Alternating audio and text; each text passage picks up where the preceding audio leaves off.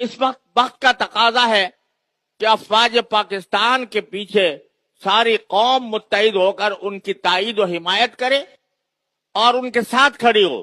ان اختلافات کے اظہار کا یہ موقع نہیں ہے. یہ اس بات کا موقع ہے کہ ساری قوم متحد ہو کر اپنی افواج کے پشت پر کھڑی ہو.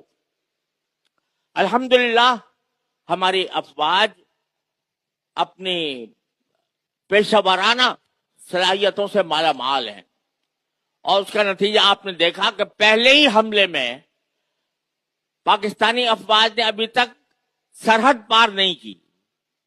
کوئی فوج یا کوئی طیارہ پاکستان کا سرحد پار کر کے ہندوستان میں نہیں گیا.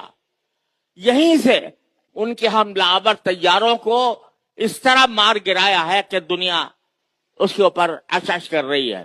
اللہ تعالیٰ کے فضل و کرم سے ہماری بہادر افواج کا یہ طرح امتیاز ہے کہ جب ایسا موقع آتا ہے تو وہ دشمن کا مقابلہ پوری تندہی کے ساتھ کرتے ہیں، پیشہ ورانہ مہارت کے ساتھ کرتے ہیں.